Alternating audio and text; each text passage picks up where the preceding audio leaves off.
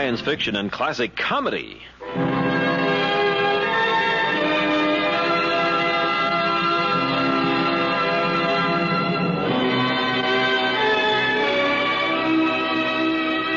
Victor Ives here for the Golden Age of Radio Theater. Come on in. We're going to play a couple of the greatest radio shows of all time as we turn back the clock to relive the golden moments of radio's yesteryear. For you science fiction fans, we have a great one for you this time. It's called How To. It's written by Clifford D. Seamack, and this is from the X-1 series of 1956. Later this hour, Veronica Lake is the special guest star on the Abbott and Costello Show. Countdown for blast off. X-5, 4, 3, 2, X-1, fire.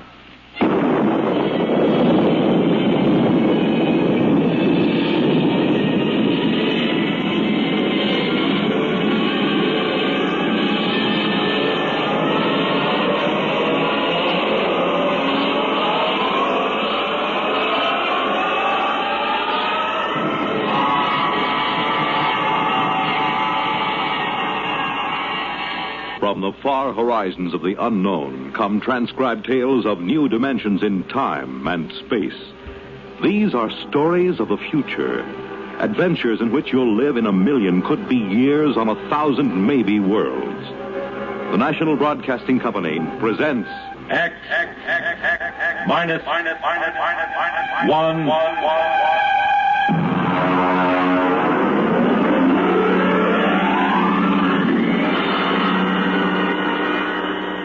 Tonight, Clifford D. Seamack's story of the 21st century, How To.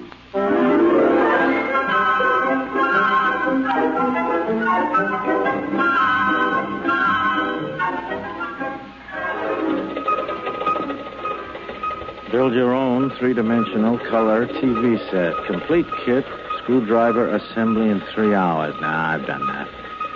Well, let's see. A dog is man's best friend. Build your own dog. Complete kit, spaniel model, only $250. Yeah, hey, that's it. My next project.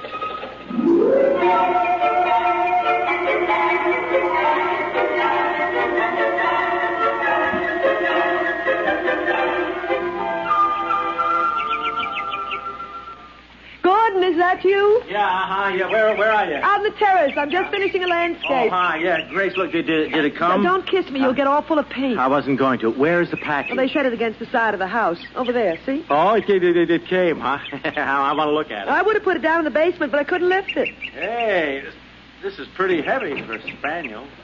I can't lift this myself. Well, I'll start dinner as soon as I finish this part of the picture. Want to get the grass while the light's right. Yes, all right. So no hurry. I want to examine the kit anyhow. Of course, if you didn't waste our money on things like dog kits, maybe we could afford a robot, and I wouldn't have to cook. Yeah. All right. There. That should be enough for now. The light's beginning to get tricky. Good night. You're not going to open that thing here on the terrace. Now, you make a mess. I just want to see the parts. Look, you know, this thing's too big and heavy to be a dog kit. Maybe it's a Great Dane. No, it can't be. Look, here's the shipping tag.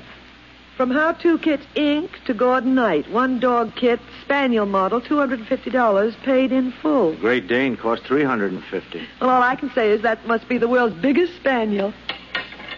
Hey, you know, that's darn funny. I told you I don't want you fooling around with it up here. Now take it down in Grace, the basement. this can't be a dog kit. You know what I think? It's a robot. A robot? But you didn't order a robot. Or did you? No, certainly not. They made a shipping error. That's about the size of it. Ah, doggone it. I'll have to put this crate back together again and call the express company. Are you going to return it? Well, certainly I'm going to return it. You don't think we can keep it, do you? Well, why not? The tag says paid in full, so they can't say we owe them anything. But it's a robot. They're expensive. Well, I don't see how the company will ever know.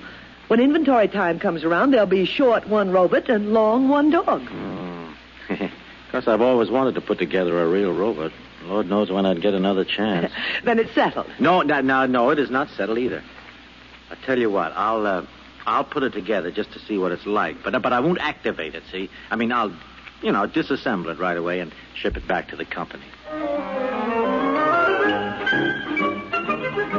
From April 3rd, 1956, you're listening to X-1. Clifford D.C. Max How-To on X-1.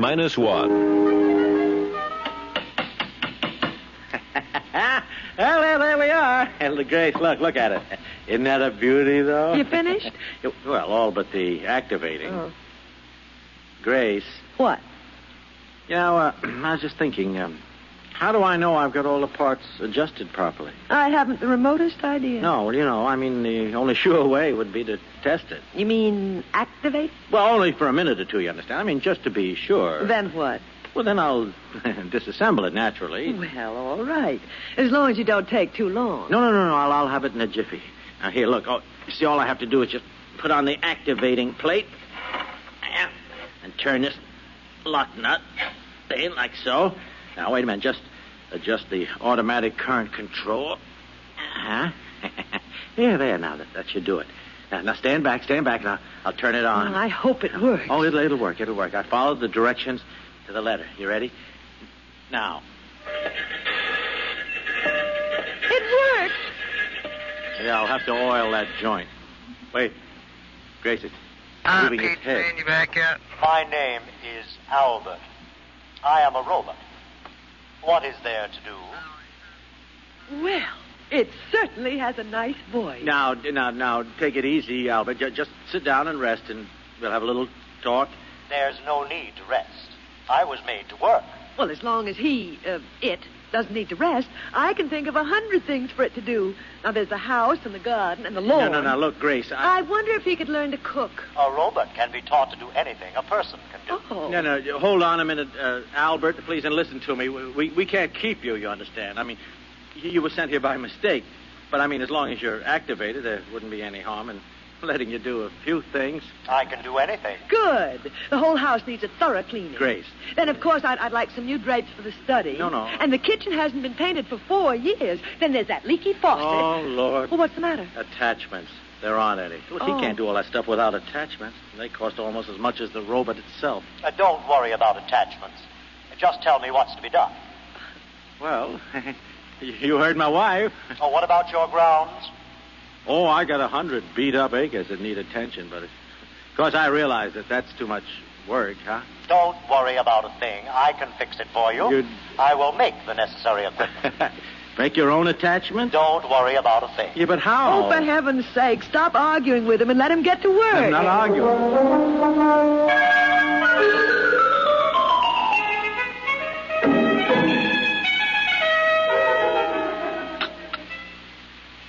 Morning, Gordon. Your coffee's ready. Yeah. How'd you sleep, dear? Oh, not so good. Kept hearing noises all night. Oh, that was Albert working in the basement. Yeah. Albert? Hey, gosh, that's right. I forgot robots don't sleep. He was working all night. When I came into the kitchen just now, I found the breakfast all prepared. He can cook. Isn't that wonderful? Yeah. What's he doing now? Oh, I don't know. Making something, I think. Oh, Gordon, he's going to be such a tremendous help to me. I'll be able to spend more time than ever with my painting. Now, wait a minute. What makes you think we can keep him? I mean, no, Grace. I mean, we could get into trouble. Well, I don't see how. I'll tell you what. Why don't you walk over and call on Anson Lee? He could advise you. What does he know about it? He's a lawyer. Well, technically, he's a lawyer. I mean, he never seems to work at it anymore. Well, you have to understand Anson, that's all. Look, I understand him all right. He's a reactionary, a throwback to the 20th century. Spends all his time lying in a hammock, drinking and reading Proust. Well, it's what he enjoys doing. I'll bet that guy never assembled a kit in his life. Can you imagine that? Well, we all have our peculiarities.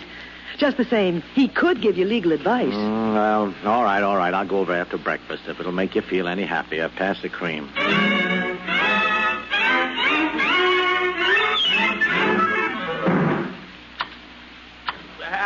Albert. You call me, sir? Yeah, Albert, listen to me. Albert, I have reached a decision about you. But I'm not Albert, sir. Huh? You would hardly expect Albert to be clipping hedges. Well, if you're not Albert, who are you? Abe. Albert is down in the basement. Oh, what are you doing? Where did you come from? If you wish to talk to me, you will have to move along the hedge with me. Oh. I cannot stop working. Oh, okay, move along. But where did you come from? Albert made me.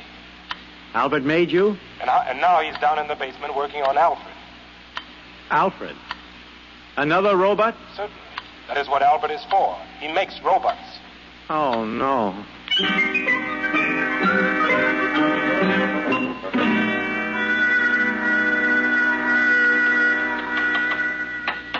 Albert. Oh, there you are. Albert, what's going on here? I'm reproducing. What? I have a built-in mother urge. I don't know why they named me Albert. I should have had a female name. Oh, but you shouldn't be able to make robots. Look, boss, you worry a lot. You want robots, don't you? Well, yeah, I guess everybody could use a robot. I make robots. I'm making all you need. Albert, put down that head and listen to me. I want to have a serious talk. Sure, boss. What's on your mind? Now, Albert, I just looked through your packing case and I found this tag. Look, it says X, 190. X, Albert. Don't you understand? That means you're an experimental model. That's correct. You were never meant to be sold. That is also correct. I know. Don't you see? That means trouble. I can't keep you. I've already taken care of that. How do you mean? I filed off my serial number and replated the surface. Well, why did you do that? So that they can't come around and take me back.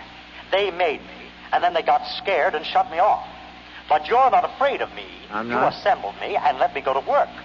I'm sticking with you, boss. But wait a minute. This could mean a lot of trouble for me, Albert. No trouble. They can't prove a thing. I'll swear that you made me. I'll not let them take me back. They will take no chances next time. They'll break me up for scrap. Oh, but look, if you make too many robots... Robots are useful. You need a lot of them in this place. Now, don't worry, boss. Everything will work out. Well...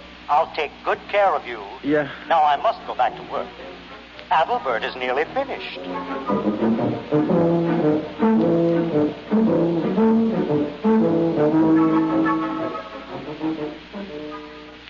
Mr. Knight, I'm from the county tax office, tax assessor. Oh, I didn't know you fellas came around more than once a year. Ordinarily, we don't. This is a special case. Oh? Made a lot of improvements in the place the past few days. Oh. Landscaping, painting, building. Well... Afraid I'll have to boost your assessment some. I see. Heard about those robots of yours, too. Robots? Personal property, you know. Have to pay a tax on them.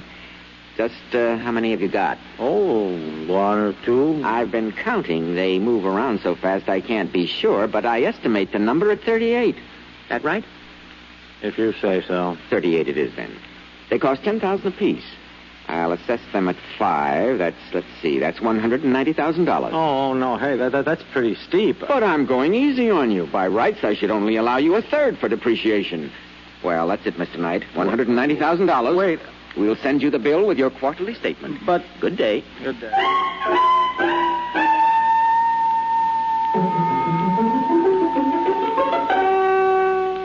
Albert, look, I've been holding off until we got the new landscaping job under control, but I can't hold off any longer. I mean, we got to start selling some of the robots. Selling? Yeah, 20 of them. That should do for a start. The tax assessor was here. I need the cash. You can't sell the robots, boss.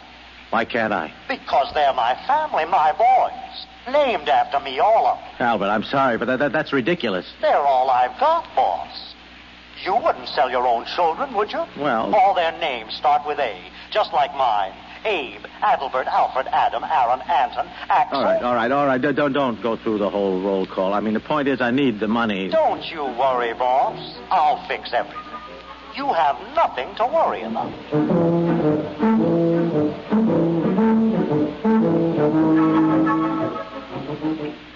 The point is, Mr. Knight, the Internal Revenue Department is always interested when a citizen shows a substantial capital gain during the year. Capital gain? I haven't made any capital gain. Oh, come, sir. I'm talking about the matter of some 52 robots. Well, as I understand it, their retail value is $10,000 each. So they say. 52 times 10,000 is $520,000. On capital gains, you pay 50% or $260,000. 200, oh. A tax, roughly, of $130,000. Well, when... what do I do? By the 15th of next month, you must file a declaration of estimated income. You pay half of the due tax at that time, and the balance in monthly installments. And there's one other matter. One other matter? We investigated. We found you make $10,000 a year. Huh? Would you tell me, out of personal curiosity, understand? I understand. Just how a man of your particular means could show a capital gain of $500,000 in so short a time? I'm beginning to wonder myself. Well, our only concern is you pay your tax. Yeah. However, some other branch of the federal government might very well want to ask some questions sometime. Oh? If I were you, Mr. Knight, I would be ready with some answers. Yeah. Good day. Good day. We'll return to X-1 in just a moment. Back to X-1. Albert, now look, I tell you, this is a crisis. Do you understand it? Like it or not, I have got to sell some of your boys, a whole bunch of them. Boss, I told you not to worry. Not to worry. Listen, I just came from the income tax people. I owe the government a cool $130,000, and those boys don't fool around. I'm desperate. Money is no trouble, boss. Come here. Come where? Over here. Look at this. What's this? What, those bales? What have they got? Don't tell me. Full of money, boss. Help yourself. I mean, the actual, real money in those bales? Not stage money now. Real money, boss. No ones, of course, but lots of 10s and 20s. Yeah. That bale over there is full of 50s. Full of 50s. No, we didn't fool around with the ones. Albert, look me in the eye. Did you make that money? You said you needed it. We took some bills and analyzed the ink. I found out how to weave the paper and made plates. I hate to sound immodest, boss, but they're beautiful. Oh, my gosh, I'm a counterfeiter, too. We just ran off as much as we thought you'd need. Yeah. If it's not enough, we'll make some more. It's enough, not another dollar. Well, you're the boss. Albert, listen to me. There are laws in this country. I mean, you just can't go out and print money. That's a crime, don't you understand? Now, look, you take it all outside and burn it right up. You understand? And don't print any more. That is an order. Gordon, are you down here? I'm busy. I hate to disturb you, dear, but I thought you ought to know about the sheriff. I don't want to know the sheriff. He was here with a subpoena, or whatever you call them. That's what you call him. Seems the how-to company's going to sue us. Oh, no. Oh, no, all right, that does it. That Gordon, does it. where are you going? To see my lawyer.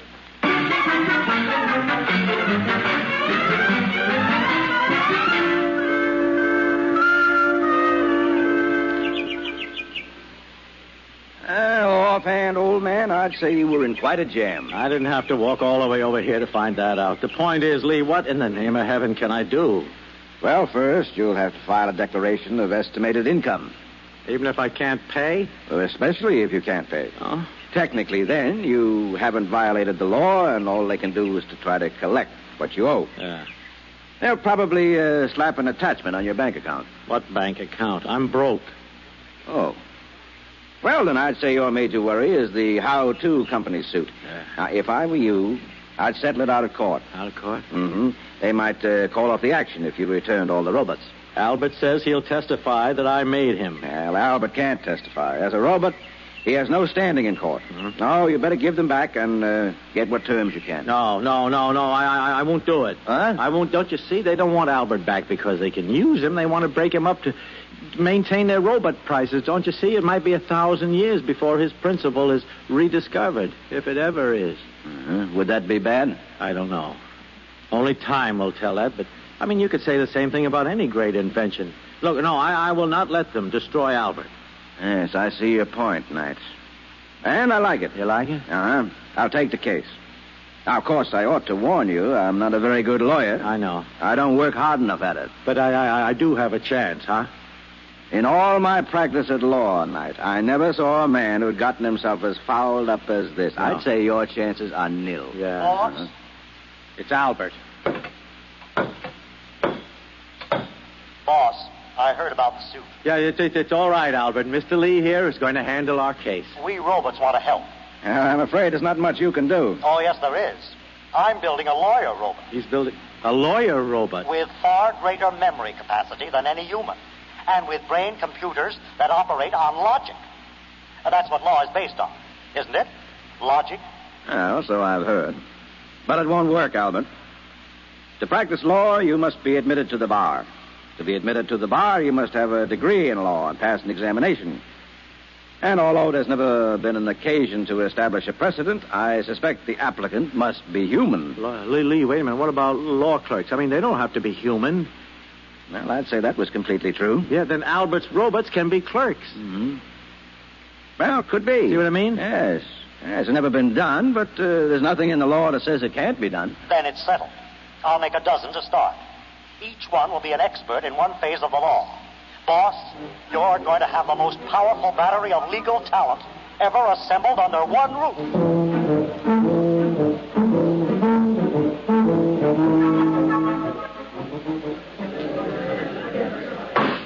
Quiet in the court.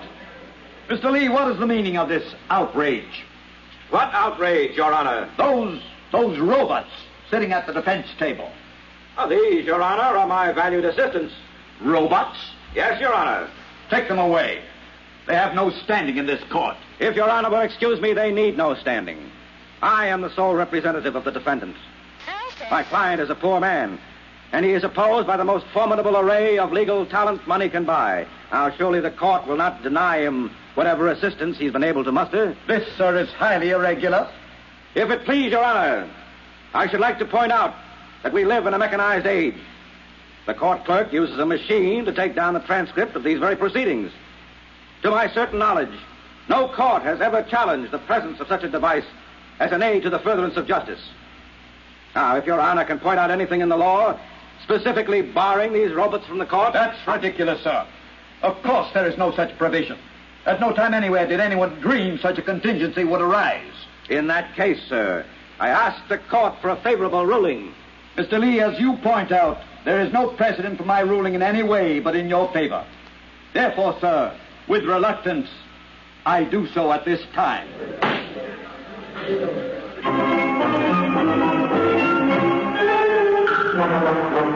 And what kind of a day has it been?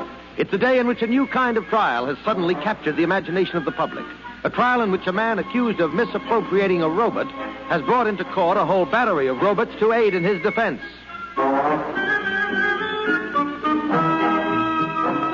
To give validity to their argument, Your Honor, it must first be proved that these robots are, in fact, the property of the plaintiff. That is the issue at trial in this case. So, in the now famous robot case, the issue has come down to this. Was the robot stolen or was he liberated? It is a far-reaching question indeed. Your Honor, I have already established that robots are possessed of free will, that they have the power of reasoning, and that they can most certainly reproduce. As to my worthy opponent's fourth contention, that they have no spiritual sense, I contend that this is irrelevant.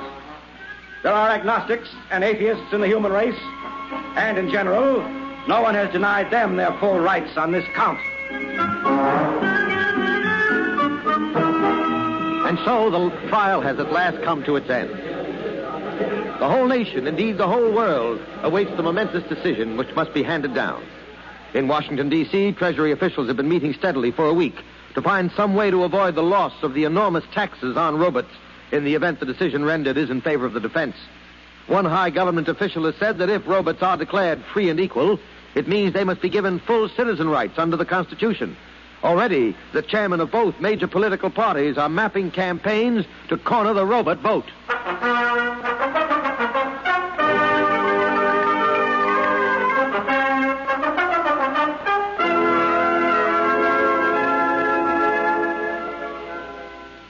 Welcome home, darling. Yeah, thank you. But what's going on here, Grace? I had more trouble getting into my own home than into the Pentagon. Oh, you mean the robots? They've set up a defense perimeter. A defense... Uh-huh. Albert. Hello, boss. Welcome home. Albert, what is the meaning of all the barbed wire and the rocket launchers? Just precautions, boss. We're ready for any situation. Such as? Oh, like a mob deciding to take justice into its own hands, for instance. Or if the decision goes against us? That too, boss. Dear, you two go on and talk. I've really got to get back to my painting. I have a beautiful still life that I simply got to finish. Yeah, finish. Albert, listen. You can't fight the whole world. We won't go back. How Two Kits Incorporated will never lay a hand on me or any of my children. Albert, this is madness, don't you understand? They'd get you with one bomb. And me, too. Better to die fighting, boss, than to live in chains. I don't know. That's our motto. No matter what happens, we're ready for the decision.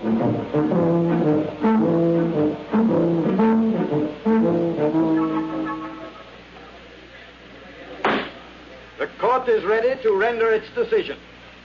It is the most difficult decision I have ever made. For in following the letter of the law, I fear I may be subverting its spirit.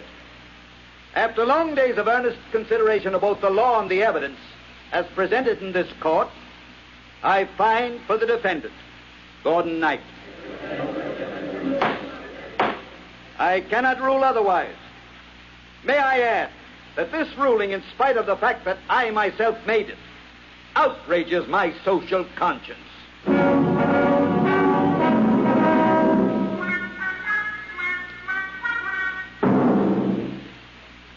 You did it, boss. You did it. We're free.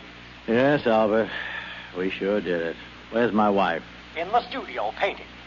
Not another landscape. Her 5th this week. She's doing very well. Yes, isn't she? And I am working on a new robot for her. A painter. Soon she won't have to bother doing it herself. That's nice. And you won't have to do anything anymore either, boss. Oh? Not a thing. Oh? We're going to take care of you from here on out. Thanks. Did I tell you about my new children yet? No, I don't think so. Alice, Angeline, Agnes, Agatha, Alberta, and Abigail. Daughters? 6 of them, boss. And all with a built-in reproducing instinct just like mine. Oh, no. They're down in the basement now turning out robots. Great. We've got everything worked out for you, boss. You won't have to worry about a thing for the rest of your life. No, Albert. Not a thing.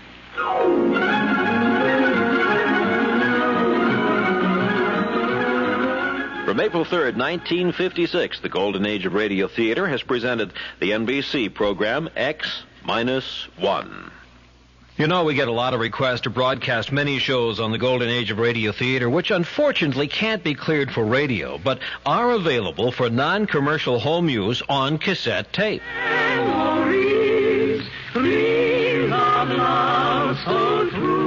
In just a moment, I'll give you an address where you can write for a 1-hour sampler cassette and collector's catalog of hundreds of old-time radio shows for home use for just $2. You get a full 1-hour sampler of great old-time radio shows, mystery, comedy, drama, and a collector's catalog for just $2. We pay the postage. Send $2 to Golden Age, Box 15087, Detroit, Michigan 48215. That's Golden Age, Box 15087, Detroit, Michigan 48215. They make great gifts. The catalog and your first tape cassette is just $2. Write to Golden Age, Box 15087, Detroit, Michigan 48215. Now, it's time for comedy. Bud Abbott and Lou Costello from December 2nd, 1943. The special guest star, Veronica Lake. You remember her? She was the blonde who had the lock of hair always falling over her face and into her eye. Seemed to be very appealing to young men of the time. As a matter of fact, I was rather smitten with her. She played in I Married a Witch. That was the film that starred Frederick March. And she and Cecil Calloway were witches. Do you remember that movie? Well, never mind. Forget all. It has nothing to do with the Abbott and Costello show of December 2nd, 1943.